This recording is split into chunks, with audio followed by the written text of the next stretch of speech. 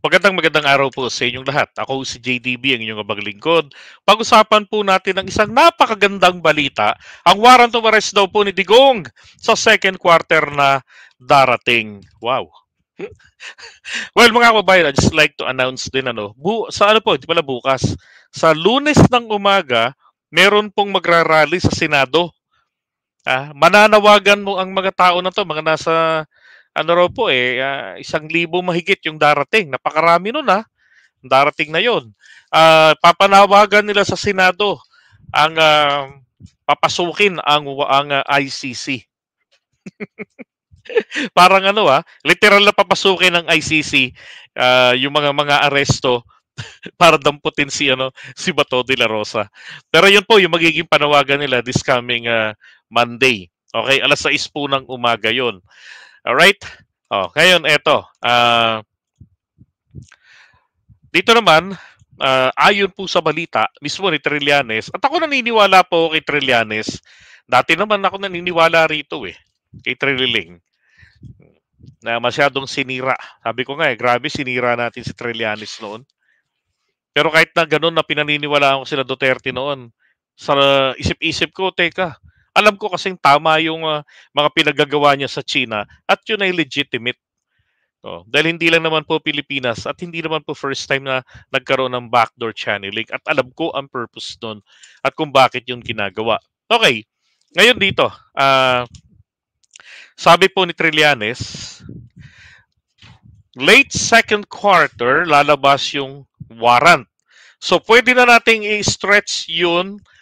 Sabihin mo ng middle of the year, siguro June, July, doon mangyayari yan. So it's a waiting game at this point. So kaya naman po pala itong mga to double time na. Kaya tawag diyan kay PBBM sa pagsira sa kanya. 'Di ba? Itong warrants of arrest would come in batches. The first batch, isa lang, si Duterte lang. The father. Tapos second batch na yung ibang principal actors. Maaaring sa second or sa third batch kasama sa mga arrest warrant si Vice President Sara Duterte. In-emphasis pa niya talaga. Well, ito na nga po yung sinasabi ko Dapat payagan na po ng presidente ang pag-iimbestiga ng ICC, yung lantaran talaga. Nang sa ganun, tong mga to, 'di ba? Makapag sila maidepensa nila yung mga sarili nila. Kaysa naman sa yung ganyang pinoprotektahan na sila ng presidente natin mula sa ICC, mula sa kahihiyan, pero winawalang hiya pa rin nila. Pilit na pinababagsak. Hindi sila ipadadampot. Ngayon, kailangan nila na makapwesto na si Inday para may proteksyon sila. Yun lang naman yan 'Di ba? For Trillanes, naniniwala ako na alam niya ang mga yan, ang schedule, kasi sila yung mga nagsampa ng demanda. Sila yung mga nauna na nagsampa. Bagamat patay na si Jude Sabio, na sabi nga ni Jude Sabio, 123 niya, hindi niya binayaran. Pero nakapag-file po sila ng kaso roon sa ICC. Now, yung sinasabi naman po ng ating presidente na meron naman tayong healthy naman yung judicial system natin, working naman. Tama po, pareho po. Tama naman po yung sinabi ng Pangulo natin doon. Tama naman din po yung claim nitong mga DBS. Tama po yan. Totoo po yun. Kaya lang po, pagdating po sa ang tatamaan po ng batas natin ay ang mga Duterte, hindi po gumagana ang batas. Natatakot po yung mga pamilya ng biktima nila ni Digong sa kanyang malupit na war on drugs. Takot magsampa ng kaso dito sa Pilipinas laban sa kanila. Dahil po sa lakas ng impluensya. Sino ba hindi matatakot doon? Aminado. 'Di ba? Na nagpapapatay ng tao.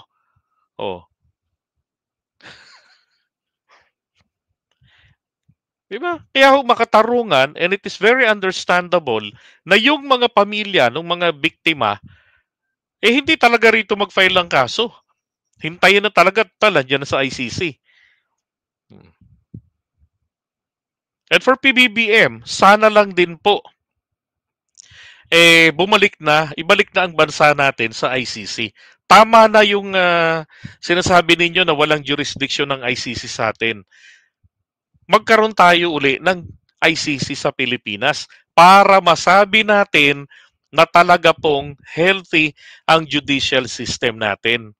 Wala hong masama sa ICC dahil kung masama ang ICC, katulad ng mga kwento namin nung panahon ni dating Pangulong Duterte na ang ICC ay ginawa para mambuli ng mga maliliit na bansa, churba-churba chenes.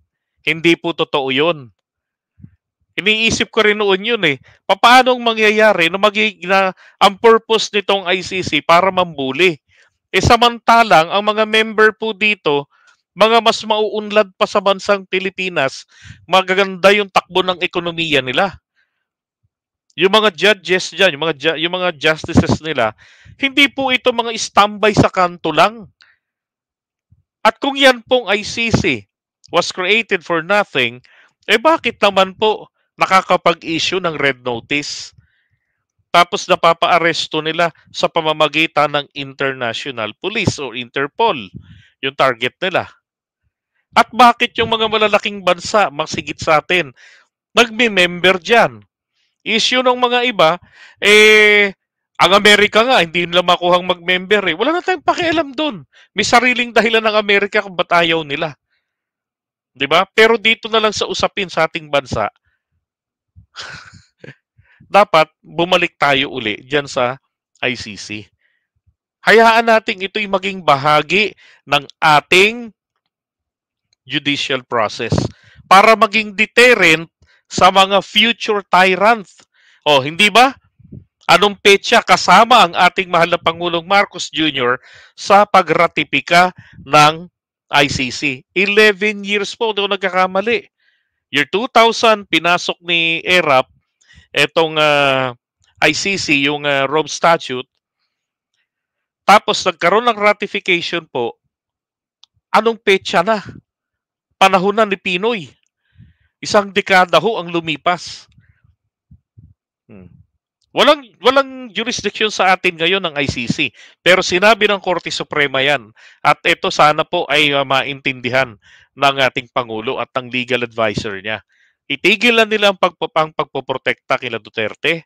Sapagkat mismo kung talagang rule of law tayo, sundin nyo ang inutos ng Korte Suprema noong 2021 nang desisyonan nila ang petisyon tungkol dyan sa ICC.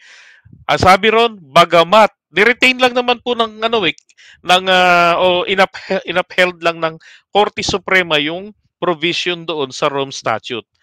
Na sinasabi doon, Article 72 ba yun? Na ang sinasabi doon ay kahit na umalis ka na sa ICC, mananatili pa rin ang kanilang jurisdiction sa panahon na ikaw ay member pa. So from day of membership, official, hanggang sa official ng termination ng membership, yan po ay may jurisdiction. Kaya ang utos ng Korte Suprema, makipag-cooperate ang gobyerno ng Pilipinas sa anumang proceedings na nasimulan ng ICC. Hindi po sinabing magpalusot. Diba? Oh. Kung ang ating presidente po ngayon ay isa sa mga senador at totoo naman na nagratipika niyan, well, it is a moral obligation for him na bumalik tayo sa ICC. Wala naman tayong issue sa ICC before Duterte. Nagkaroon lang ng issue sa ICC nang banggitin nila Trillanes dahil sa war on drugs na magdidemanda sila. Hindi sabi nila Pangulong Duterte, bring it on. O, edi ginawa nga nila, nagdemanda. Tapos saka ginawa niya, nang ma-realize niya nakakatakot nga, then nagpasabi sa ICC na we are breaking your hearts. We're breaking your hearts. Sorry. 'Di ba? Oh, pero hindi ho tama yung ganun. Na kapag tayo itatamaan na ng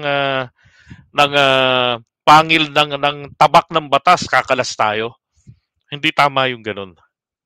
Dapat po, pag upo ngayon to ni PBBM, tama niya yung mga pagkakamali na ginawa ng nakaraang administrasyon. Di ba? Tama, tinanggal, sinadyang kumalas para magawa niya ng malaya yung mga gusto niya.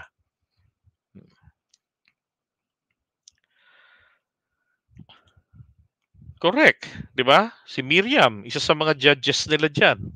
Hmm.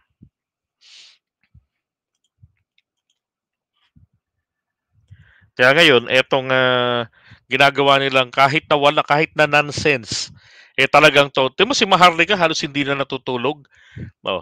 Araw ngayon doon sa Amerika, magngangal-ngal yan. Pagka-araw na rito sa Pilipinas, magngangal-ngal pa rin yan. Wala nang tulugan, wala na ring uwian, 'di ba? Yan ang kailangan nila kasi yung mga uto-uto, talaga namang tutok sa kanyang mga sinasabi kahit walang ebidensya, hindi na sila nag-iisip. Kung ano yung sabihin ni Maharlika, yun ang paniniwalaan nila. Hindi na nag-iisip. Kaya natatawa ako noon, doon sa sinasabi namin na kung ba't ginawa ang ICC, isa hong malaking katarantaduhan. Yung ginawa, pinagsasabi namin noon, mga napulot ko lang din naman dyan sa mga DDS, sa mga naunang vloggers sa akin.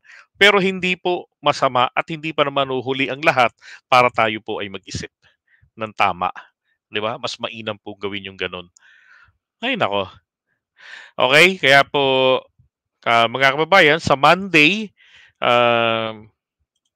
May 6, yan. So everybody is invited. Alas 7 po ng umaga, alas 8 ang program hanggang alas 11 ng umaga.